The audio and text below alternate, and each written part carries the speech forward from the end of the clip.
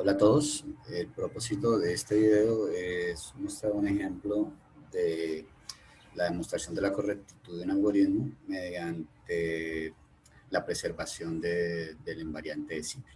Entonces tenemos aquí este algoritmo que, digamos, al analizarlo, pues vemos que posee como parámetros n y b. Entonces crea una lista vacía, inicializa una variable m con el valor de m y va a iterar mientras m sea mayor que 0. Entonces en cada paso le agrega a la lista A el resultado de obtener la operación de residuo entre m y b, y en cada paso también actualiza el valor de m para que sea el resultado de efectuar la división entera entre m y b. Entonces, cuando m es igual a 0, el ciclo finalizaría y se retornaría lo que contenga la lista A. Entonces, básicamente, pues tenemos que este algoritmo calcula una lista con la representación base B del número n que se recibe, con los dígitos dispuestos del menos significativo al más significativo. Entonces, cuando analizamos la precondición y la poscondición, nosotros podemos establecer que n debe ser mayor o igual a 1 y que b tiene que ser mayor o igual a 2, puesto que, digamos, no tendría sentido dividir por 0 o por un valor negativo, y, digamos, por 1, no, digamos, tampoco tendría mucho sentido, digamos, lo que pretende hacer este algoritmo.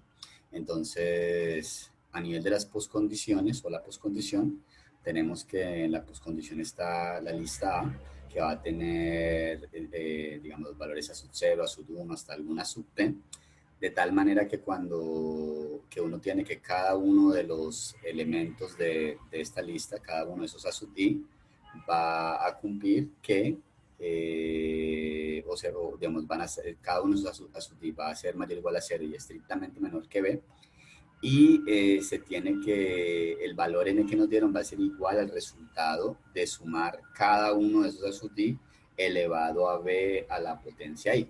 Entonces, básicamente esta es la formalización de lo que significa que una lista sea la representación base b de un valor n. Entonces, la idea iterativa la podemos ver claramente en lo que tenemos en el algoritmo. Entonces, en el algoritmo tenemos dos variables a y m, y en cada una, y en el ciclo, entonces se van modificando esas dos variables. Nosotros, para propósitos de claridad, vamos a asumir, digamos, un contador que esté implícito aquí, que nos permitiría ir contando cuántas iteraciones llevamos. Entonces, de esa manera, el estado lo podemos representar como una tupla que tiene tres elementos, i, a y m. Y entonces, lo que va a ocurrir con el estado después de cada iteración va a ser que el i, pues, se va a aumentar en 1, simplemente un contador de qué iteración llevamos.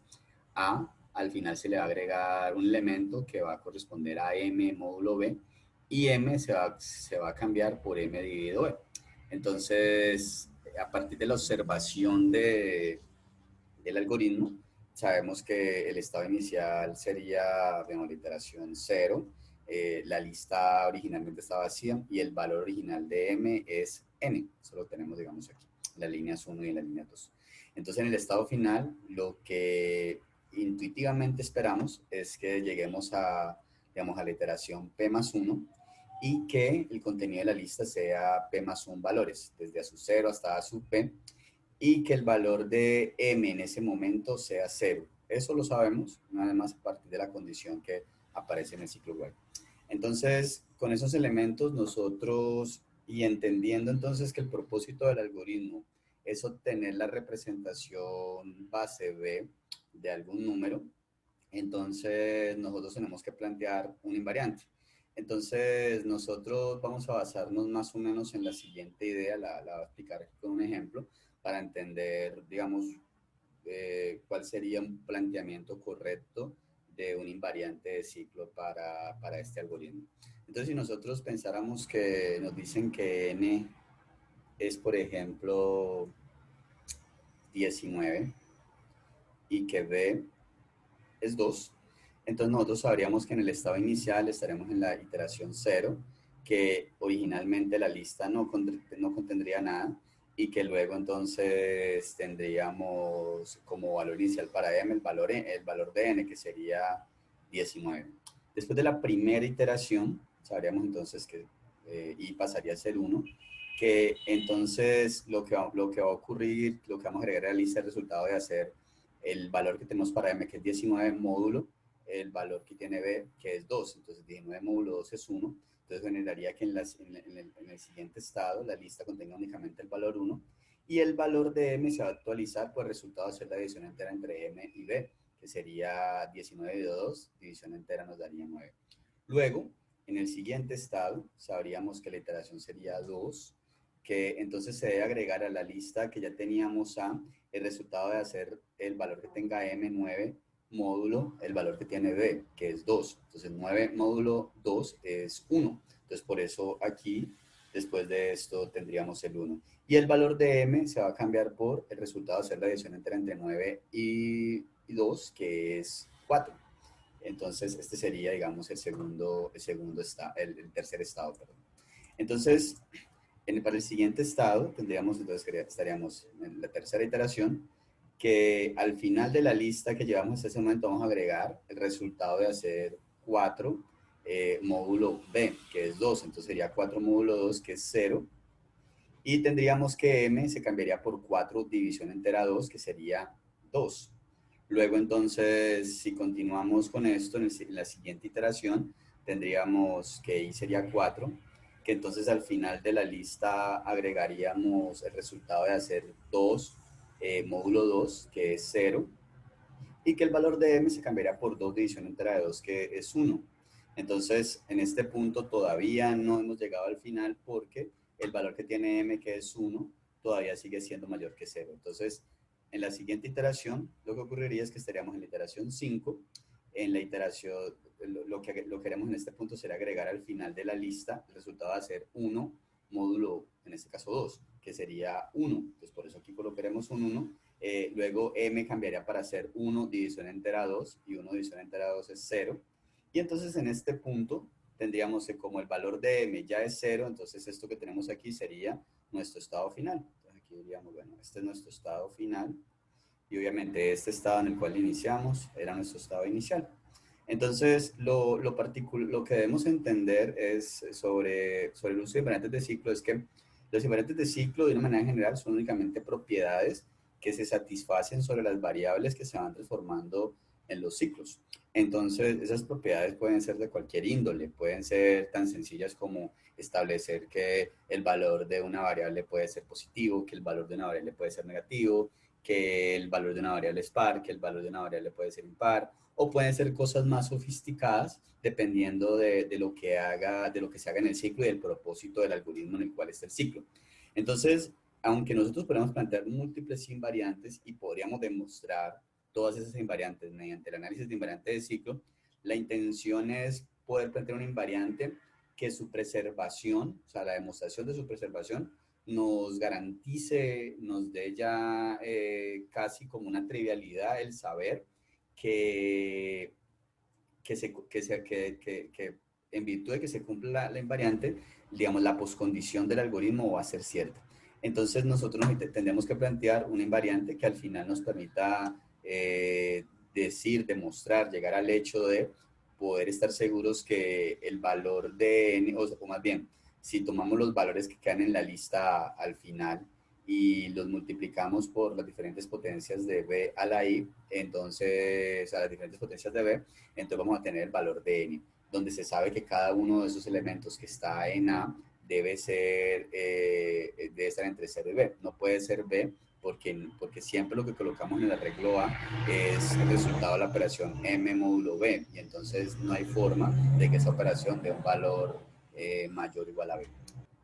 Entonces, en este punto, nosotros vamos a tratar de plantear una invariante para el algoritmo que, digamos, al final nos permita garantizar que que la poscondición se cumple. Entonces, nosotros lo que debemos observar en los estados que tenemos aquí es la relación que existe entre los valores que están en A y el valor que tiene M. Entonces, nosotros, digamos, aquí de manera muy general, sin entrar todavía en detalles, nosotros podemos decir que el valor original de n, que era 19, va a ser igual a tomar el 9 que tenemos aquí, el valor de m, multiplicarlo en este caso por 2 y sumarle 1. Acá vamos a ver algo parecido. Aquí vamos a ver que en este estado, por ejemplo, tendríamos que 19 va a ser igual a tomar el valor que tiene m en ese estado, que es 4, multiplicarlo en este caso por 4 y sumarle 3. En este otro estado tendríamos que se sigue cumpliendo algo como esto, que es que 19 va a ser igual a 2 por 8, o más bien 8 por 2 y sumarle 3. Y, por ejemplo, en este primer estado tendríamos que 19 va a ser igual a 1 por 19, sumándole en este caso 0. ¿Sí? Entonces, ¿qué pasa? Aquí pareciera que arbitrariamente o muy convenientemente he multiplicado aquí el 9 por 2, aquí he multiplicado el 4, que era el valor de m por 4, por acá el 2, que era el valor de m por 8, por acá entonces el 19 por 1. Si lo colocáramos, por ejemplo, en este cuarto estado, diríamos, o en este estado con igual a 4, sería que 19 es igual a 1 por 16 más 3. Y entonces lo que ocurre es que, digamos, esto no es tan arbitrario como en principio parece. Lo que ocurre esencialmente es que lo que estoy haciendo es multiplicar m por, digamos, una potencia de 2. Y esa potencia de 2 está asociada a la iteración en la que vamos. Entonces, en este caso, íbamos en la iteración 1. Entonces, multipliqué 9 por 2 a la 1 y le sumé el resultado de hacer digamos, la sumatoria de los elementos que están en A multiplicados por las diferentes potencias de 2. Aquí lo hice con respecto a 2 porque el valor B que nos pasaron es 2. Aquí hice lo mismo, aquí simplemente multipliqué el 4, que es el valor de M, por una potencia de 2, que es, en este caso es 2 a la 2, pero fue 2 a la 2 porque en esta iteración iba. En este caso lo mismo, el 2, que era el valor de M, lo multipliqué por 8, que es 2 a la 3, donde 3 es el número de iteración, y aquí lo mismo, multipliqué entonces el valor de M, que era 1, se multiplicó por 2 a la 4, que es 16. Entonces, para todos los estados tenemos que vamos a poder observar que eso se cumple. Entonces, a partir de esa observación, nosotros vamos a plantear una expresión que sirva, o sea, que formalice o que precise esa intuición.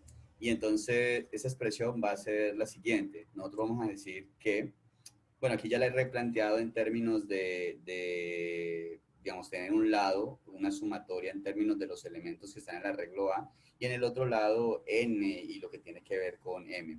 Entonces lo que decíamos era que n es igual a m multiplicado por b al número de iteración, entonces eso sería j, y esto debería ser igual entonces a, digamos, la sumatoria de los elementos que están en A desde 0 hasta j menos 1, bueno, realmente son todos los elementos, ¿sí? Donde se toma cada elemento a su d y se multiplica por b elevada a la potencia respectiva. Entonces, esta expresión simplemente es una formalización de la intuición que les estaba mencionando aquí. Entonces, de esa manera, ya con esos elementos, se podría enunciar la invariante de ciclo de la siguiente manera. Podríamos decir, antes de la j-ésima iteración se cumple que A va a tener entonces, digamos, j menos 1, digamos, va a tener j elementos donde vamos a denotar esos elementos como a su 0, a su 1, hasta a su j menos 1. Se tiene que cada uno de los valores que están en esa lista deben ser estrictamente menores que b. Aquí nosotros podríamos, si quisiéramos una demostración mucho más precisa, podríamos decir que el valor de A sub i es realmente el resultado de hacer el valor n módulo una potencia de b y algunos elementos adicionales, pero para mantener un poco más simple la demostración, simplemente vamos a trabajar con esto, que es un poquito más débil, pero con los elementos que manejamos en general en la demostración que vamos a ver, va a ser suficiente para llegar al resultado. Entonces, tenemos, antes de la j-ésima iteración, se cumple que A va a tener j elementos, que vamos a anotar como a su 0, a su 1, hasta a su j menos 1, y entonces se tiene que cada elemento de aquí debe ser menor que b, y que estos elementos son tales que satisfacen esta igualdad que tenemos aquí, donde lo único que hice fue que en lugar de expresar que n es igual a la sumatoria de los elementos más m multiplicado por b al número de iteración, simplemente hice un despeje para dejarlo en términos digamos, de los elementos del arreglo en un lado y el n y el m en el otro lado. Entonces, a partir de esto, vamos a hacer la demostración. Entonces, en la demostración tendríamos que se procede a demostrar la preservación del invariante de ciclo y con esto la correctitud del algoritmo. Entonces, cuando hacemos la demostración de la preservación del invariante de ciclo, debemos realizar tres pasos. El paso de inicialización, el paso de estabilidad y el paso de finalización.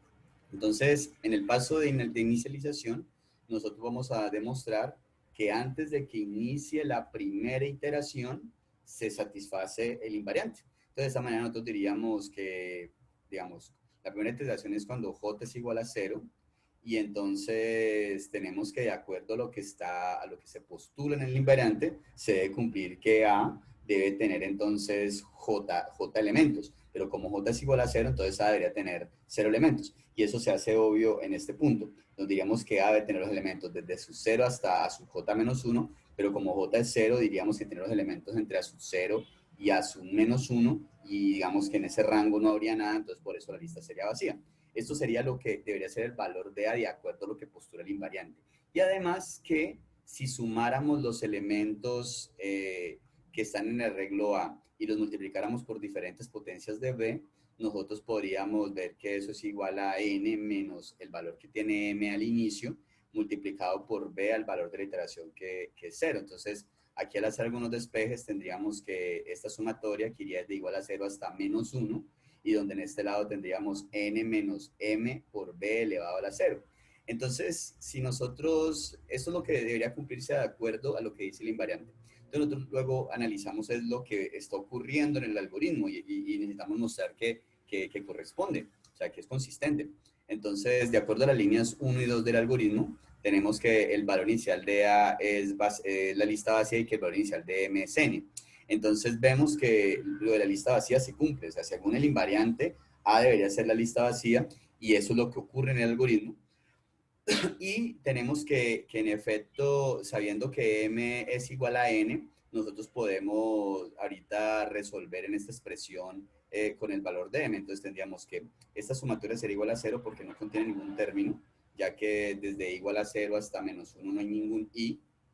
Y en este lado tendríamos n menos el valor que tiene m, que es n. Entonces sería n menos n multiplicado por b a la 0, y b a la 0 es 1. Entonces sería n menos n por 1, que sería n menos n, que sería 0. Entonces, ¿qué significaría esto? Que de acuerdo a los valores que tiene las variables en el algoritmo al iniciar, se cumple la propiedad que se establece según el invariante. Entonces, por eso tendríamos que en la inicialización el algoritmo, digamos, el ciclo cumple el invariante.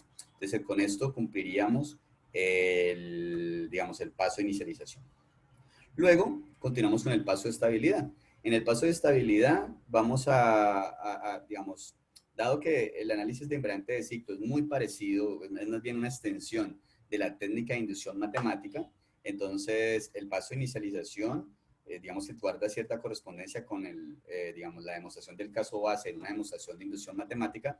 El paso de estabilidad guarda cierta relación con el caso inductivo en una demostración por inducción matemática. Entonces, siguiendo lo que normalmente se trabajaría en una demostración por inducción matemática, nosotros lo que vamos a hacer aquí es asumir que en alguna iteración arbitraria j igual a k, o sea, en la késima iteración, donde k puede ser cualquier valor, entonces el invariante se cumple. Entonces, si eso es cierto, el hecho de que se cumple el invariante, lo que nos dice es que A va a tener entonces k elementos, que lo vamos a etiquetar como a su 0, a su 1, a su 2, hasta a su k menos 1. Sabemos que cada uno de esos a sus d es menor que b, y tenemos que esta expresión debe ser cierta, que multiplicar los valores que hay en a, o sea, cada uno de esos a sus i, por b elevada a la yésima potencia, y al sumar todo eso, eso va a ser igual al valor que tiene n menos el valor que tiene m multiplicado por b al número de iteración en la que vamos. Observen que esto es básicamente lo que habíamos, digamos, la formalización de la intuición que teníamos originalmente. Entonces, vamos a asumir que eso es cierto. Esto va a ser, estas dos cosas van a ser nuestra hipótesis inductiva. Entonces, asumiendo eso, nosotros ahorita lo que debemos hacer es demostrar que en la siguiente iteración, o sea, cuando hacemos la iteración j, donde j es igual a k más 1, entonces el invariante se seguirá cumpliendo. Entonces, lo que queremos mostrar es que cuando j sea igual a k más 1, si sustituimos en las expresiones asociadas al invariante, eso que dice allí va a seguir siendo cierto, partiendo del hecho de que estamos suponiendo que, digamos, el invariante se cumple iteración j igual a k. Entonces, esto que coloqué aquí como hipótesis inductiva y esto de que A tenga k elementos, va a ser, digamos, nuestro supuesto. Vamos a trabajar bajo el supuesto de que eso es cierto. Luego, vamos a tratar de hacer algún tipo de análisis que nos permita llegar a concluir que esto que tenemos aquí también es cierto. Entonces, vamos a partir entonces, vamos a empezar ese análisis en algo que nosotros sabemos de lo que se denomina el teorema del residuo. El teorema del residuo simplemente, o el teorema de la división, establece o formaliza lo que entendemos como la división entera. Entonces, el teorema del residuo simplemente nos dice que si tenemos dos números, entonces la división, siempre que se haga la división entera entre esos dos números, va a haber un residuo y va a haber un cociente. Entonces, esencialmente, vamos a utilizar eso aquí para saber que si nosotros dividimos m, hacemos división entera de m por b, entonces vamos a decir que m se puede ver como algún valor q multiplicado por b más algún r, donde este q va a ser el cociente de la división de m entre b y este r va a ser el residuo de la división de este m entre b. Entonces, esto va a ser importante para lo que ya vamos a ver en la demostración. Entonces, nosotros sabemos que en las líneas 4 y 5 del algoritmo se modifican A y M. Entonces, tenemos aquí que en la línea 4 y 5 se agrega este elemento A y M se modifica de esta manera. Lo tenemos igual aquí.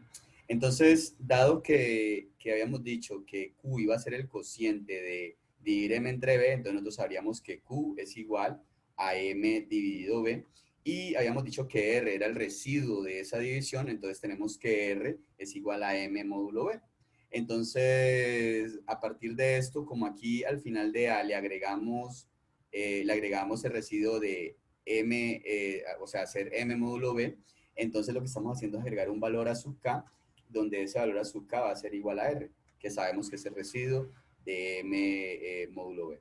Entonces, luego, partiendo de la igualdad que tenemos en la hipótesis inductiva, que era esta, que entonces era que básicamente la sumatoria desde igual a 0 hasta k menos 1 de a sub i multiplicado por b a la i va a ser igual a n menos m multiplicado por b a la k. Entonces, ¿qué va a pasar? Nosotros vamos aquí a cambiar el valor de m por esto que teníamos aquí, o sea, vamos a expresar m en términos de su cociente y su residuo. Y entonces tendríamos esta expresión, donde lo único que ha cambiado entre este primer paso y este segundo paso es que cambiamos m por, digamos, expresar m en términos de su cociente y su residuo en términos de b. Entonces, luego lo que nosotros hacemos es esencialmente empezar a hacer algún tipo de manejo algebraico. Entonces nosotros aquí podemos entonces resolver esta multiplicación que tenemos aquí y entonces tendríamos que esta expresión sería n menos q multiplicado por b a la k, entonces sería q multiplicado por b a la k más 1 más r multiplicado por b a la k, que es lo que tenemos aquí. Luego, ¿qué va a pasar? Este r por b a la k lo vamos a mover al otro lado de la igualdad, o sea, lo sumamos a la derecha y a la izquierda, entonces aquí lo cancelaríamos y en el otro lado lo sumaríamos, entonces tendríamos que en la parte izquierda de la igualdad ahorita aparecería r multiplicado por b a la k, y en la parte derecha seguiríamos teniendo n menos k multiplicado por b a la k más 1. Luego entonces nosotros observamos que esto que está aquí, nosotros sabemos que r es igual a su k o que a su k es igual a r, entonces nosotros podemos cambiar r y colocar a su k para tener esta expresión. El lado derecho no lo hemos cambiado. Y luego entonces, sabiendo que aquí tenemos un término que tiene esta forma, entonces nosotros podemos incluir ese elemento en la sumatoria. Entonces cambiaríamos el límite de la sumatoria porque estamos ahorita incluyendo el késimo término, entonces por eso ahorita la sumatoria iría hasta acá. Y en el otro lado tendríamos exactamente lo mismo. Y entonces como nosotros sabemos, habíamos dicho que Q era igual al resultado de la división entera entre M y B, y sabemos que ese es el nuevo valor que va a tomar B después de efectuar la iteración, entonces podríamos reescribir esta expresión ahora cambiando Q por M. Y entonces de esa manera obtendríamos la expresión a la que queríamos llegar de acuerdo al paso de estabilidad, que era esta expresión que tenemos aquí. Entonces por eso nosotros, o digamos, como consecuencia de este proceso, nosotros tendríamos que el invariante es estable, o sea, que se cumple el paso de estabilidad en la demostración. Y finalmente, en el paso de finalización, entonces nosotros pues tenemos que, la intención del paso de finalización es, sabiendo que el invariante a partir de la estabilidad se cumple en cualquier iteración, entonces lo que nosotros queremos ver es qué ocurre en la iteración final. Entonces, nosotros sabemos que el ciclo va a finalizar en alguna iteración, digamos, la vamos a llamar la iteración I igual a P más 1. Y lo importante de esa iteración es que el valor de m en esa iteración es igual a 0. Entonces, esencialmente, nosotros, pues, lo que sabiendo a partir del paso de estabilidad que el invariante se cumple en cualquier iteración, lo que hacemos aquí es sustituir en la expresión del invariante por, aquí no sería i, sino que sería j. Entonces, sustituir por j igual a p más 1, y entonces tendríamos esta sumatoria desde igual a 0 hasta p más 1 menos 1 de a sub i por b a la i igual a n menos m por b a la p más 1. Entonces, nosotros aquí, obviamente, al hacer aquí p más 1 menos 1, pues nos da p. Y acá tendríamos, bueno, este lado no habría cambiado. Luego, en el siguiente paso, nosotros sabemos que en la última iteración m es igual a 0, entonces tendríamos aquí n menos 0 multiplicado por b a la p más 1, que sabemos que eso es 0, entonces al restarle 0 a n tenemos n, y entonces llegamos a esto. Y esto que tenemos aquí, obviamente cambiándolo de orden, o sea, n igual a la sumatoria, tendríamos que corresponde a lo que nosotros planteamos como postcondición. Entonces, por esa razón, nosotros, como coincide con la postcondición del algoritmo, entonces lo que estamos mostrando aquí es que la preservación de la invariante garantiza, en la finalización del ciclo, garantiza el cumplimiento de la postcondición. Entonces, de esa manera, nosotros podemos concluir que el algoritmo es correcto. Entonces, esa sería la demostración de este ejercicio, de este algoritmo, a través de la técnica del invariante de ciclo. Entonces, espero pues que esto, digamos, ayude en este proceso de entender esta técnica de demostración que es muy útil para escribir algoritmos que funcionen de forma correcta, estar seguros que los algoritmos funcionan para todos los casos, por así decirlo. Entonces, pues ya nos veremos en una nueva oportunidad.